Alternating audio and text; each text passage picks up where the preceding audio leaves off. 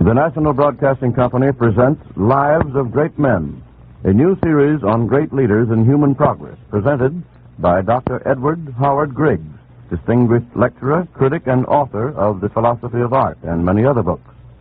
In his talks, Dr. Griggs is building a story of civilization based on outstanding characters through the ages and how each one influences his own and future times. This evening, Dr. Griggs will discuss Emerson, Spiritual Leadership in Democracy. We present Dr. Edward Howard Griggs. My friends, Emerson is the most fertilizing mind that has appeared so far in American letters. Like Socrates, he was an unofficial patriot, called from the spirit within to a high moral mission, fulfilled in a life of almost unexampled purity and nobility. Blowing through his prose and verse is the open air that sweeps our plains and virgin forests, giving him an instinctive democracy born of the untrammeled New World. With this, there were behind him several generations of Christian ministers in England and New England, becoming more and more liberal in thought, so that Emerson is the fine flower of those generations of aristocracy in culture and intellect. He was thus most fortunate, a democrat in principles, an aristocrat in behavior, a combination as precious as it is rare. The English language and literature were brought over just at the top of their development, but the different groups of colonists, Puritan, Cavalier, Quaker, and Catholic, settling on isolated portions of the Atlantic coast, developed their several tendencies more fully than was possible in the motherland. Our colonial literature was thus provincial as compared with that produced in England at the same time. Gradually expanding, the colonies came into physical contact and were unified in spirit by meeting the same problems. As resentment grew toward the mother country, they were open to other influences, and a flood of French social and political idealism poured in through the writings of Jefferson, Paine, Franklin, and even Hamilton and Washington. The literature of the Revolutionary period was chiefly political, focusing on the struggle that was on. 2 decades after the war's close, the foundations of material civilization had been reestablished, and the first truly artistic school of letters appeared. The New York School, including Cooper in the novel, Bryant in poetry, Irving in essay and story. From New York, the inspiration carried into the sterner life of New England, then an awakened ferment. Now flowed in the second stream of European thought, the influence of German literature and philosophy. The result was the transcendental movement in New England, not an organized school of thought, but rather a spiritual awakening, with young people everywhere aware that they did not believe as their fathers believed, and conscious of a new dignity in the human spirit. Emerson is the supreme expression of transcendentalism, just because he gathers up all that is best in it and rises above it to the plane of a great individual interpreter of life. In a time of vagaries and eccentricities, when many a self-called prophet mistook eating locusts and wild honey for fulfilling the mission of St. John, Emerson never lost his balance, but followed consistently his own star. When Emerson was born in 1803, Boston was a busy town of 25,000, sending her sea captains far and wide, but with little of the cultural tradition now prevailing because of the work of Emerson and his fellows. The early death of Emerson's father left the family in limited circumstances. We are told that during one cold winter, Emerson and his little brother had only one overcoat to wear between them. The biographers seem to have forgotten that there never was a little boy who liked to wear an overcoat. So one of the Emerson brothers was happy all that winter. That indicates the measure of hardship, just enough to call out the strength in the family stock. Preparing for the ministry, Emerson graduated from Harvard. At 23 began preaching, and at 26 became pastor of one of the principal churches of Boston. Early in his ministry, he married and settled down to a life of quiet happiness and service. It is noteworthy that he made no unusual record as a preacher. One dear old lady of his congregation said that they were a very simple people and wanted no one but Mr. Emerson to speak to them. Worth quoting again in view of the later criticisms of his alleged obscurity and the general recognition of his depth of thought. The point is, Emerson had not matured into the circle of ideas for which he was permanently to stand, and was preaching within the limits of the spiritual Christian gospel. The year that Emerson was 30, Two events occurred that we would call bitter tragedy, had any other man been the center of them. Early in that year, his young wife died. 6 months later, he suddenly gave up not only his pastorate, but the vocation of minister, owing to a difference with his congregation on administering a sacrament. Oh, no, that was not it. He has told us why he left the ministry in the poem called The Problem. The problem being, why should the vest on him allure, which I could not on me endure? Answering his own question, Emerson held that all great art and thought had come spontaneously forth from the universal heart. The hand that rounded Peter's dome and groined the aisles of Christian Rome wrought in a sad sincerity. Himself from God he could not free. He builded better than he knew. The conscious stone to beauty grew. Emerson wanted his own thought to come forth in the same spontaneous way, and he had come convinced that it could not if he continued to wear that garment. So he quietly put it off. He used the waiting time for a trip abroad, visiting the Carlyles, that Craigan put it. Like an angel from heaven, Mrs. Carlyle somewhat pathetically said, and a life friendship was formed.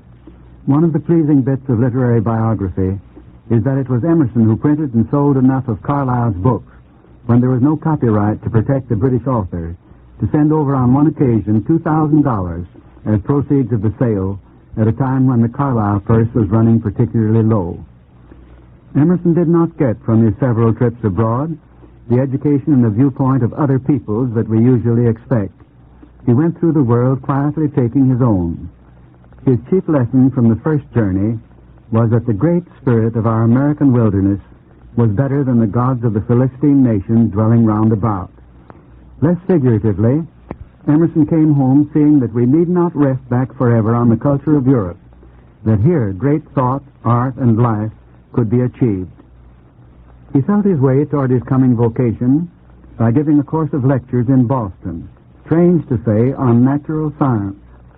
The next year, more aware of his field, his subjects included George Fox, Edmund Burke, Martin Luther, John Milton, Michelangelo, those path makers of the mind and spirit who have blazed the trail other men followed. Fully conscious of his call, he remarked, "The Lyceum platform is my pulpit." At 33, Emerson published his first book, that little volume entitled Nature, one of the most logical and also mystical of his writings. Its thesis is that man and nature interpret each other, and therefore we should live close to the nature mother and find in her beauty and serenity the supreme healing and lifting influence on the life of the spirit. The book thus lays down the program of Emerson's personal life. He had married again and settled in the quiet village of Concord. There in the simple, stately house, hills rising across the road, the light shimmer of the birch leaves lending a gayer beauty to the deep somberness of the pines, the farm extending to the brink of Walden Pond, whose still waters mirrored the surrounding trees, or breeze-swept, rippled with ceaseless motion. There Emerson was to live his life out, with the serene and picturesque beauty of that New England nature world, the calming and exalting influence on his spirit. It took 15 years to sell the first edition of 500 copies of Emerson's first book, Take Comfort, Rising Authors of the Present Generation. Emerson did not mind. He had written the book to clarify his own thinking and for the few who could understand. At 34, Emerson gave for a Harvard Literary Society his address on the American Scholar, that a later writer has called Our American Literary Declaration of Independence. It is more than that, since Emerson told those students that young men in libraries turn the pages of Locke, Bacon, and Cicero, forgetting that when Locke, Bacon, and Cicero wrote their books, they were young men in libraries. He urged them to self-trust, to be not thinkers, but man-thinking. He had come to see that when a man becomes either a head or a hand, he fails to do either good head work or good hand work. The young men who heard the address needed it, but we need it many times more. Since Emerson gave it, there has been extreme development of specialization in education and activity. Far more than Emerson's hearers, we need to recognize that there must be a whole human being on the job to get good work permanently done, that there must be a complete man thinking to achieve sound thought. The address thus gives the program of Emerson's life in the second aspect, as student and scholar. Like Carlyle, he saw the need of interpreting the whole mass of knowledge in terms of the human spirit and dedicated himself to the task. The next year he gave a still more memorable address to the Harvard Divinity graduates. It begins with the loveliest description of a New England summer ever written and proceeds quietly to discuss the Christian ministry. He told them, ministers preached as if God had been long ago, while he held that the God who was, is, and that if we keep clean channels for the waters of the Spirit, the inspiration that came to prophets of old may flow through us today. Publication of the address brought a storm of attack. Emerson regretted it, saying that they made him think about himself, and he wanted to think his thought. That reveals his whole character. He wished to keep his thinking free from personal feelings. For that reason, he never answered an attack or entered an argument. He chose quietly to affirm the truth as he saw it and let it work. This address thus gives the program of his life in the final way, as spiritual leader. The threefold program he consistently fulfilled. As recognition came, he went further afield, lecturing through the Middle West, knowing all the discomforts of the itinerant teacher's life in days when there was no air-conditioned Pullman train. Wherever he spoke, he left some persons feeling that the angel of God had passed that way, and the spiritual leaven injected into American life by Emerson's public teaching is beyond all estimate. Gradually he worked over his lectures and diaries of thought, publishing the numerous volumes of essays and addresses. When the end came in 1882, it could then be said that he had won his fight. The decades that have followed have only deepened our recognition that he is the most powerfully fertilizing mind, stimulating others to bring forth fruitfully, that has appeared in America so far. Emerson scorned consistency and ignored logic in developing thought. Some scoffer said that if we begin an essay with the last paragraph and read toward the front, it is just as satisfactory as reading in normal fashion. The scoffing critic was almost right. But what he failed to see was that Emerson's essays are wonderfully good reading either way. His strength is in the illuminating paragraph, the pungently phrased epigram, the expression of a thought so perfect that once having read it, you must thereafter quote Emerson in using it, since he has said it better than anyone else. Emerson climbed away from the plane where the battle of life is fought to the Olympic peaks of spiritual vision. From that high viewpoint, the very smoke of the conflict obscured its horror. He could not see how bitter it is to go down fighting and not know the issue, but he saw clearly that while this wing is losing ground, the great center of the army of light and life is moving resistlessly forward to victory. His message is not of the hell of failure, nor of the purgatory of struggle, but of the terrestrial paradise of rest and joy, and the celestial one of light multiplied into light, rising to the glory of the beatific vision. In the appendix to his poems is a bit of verse, which may be taken as the motto of his life. Teach me your mood, O patient stars, who climb each night the ancient sky, leaving on space no stain, no scars, no trace of age, no fear to die.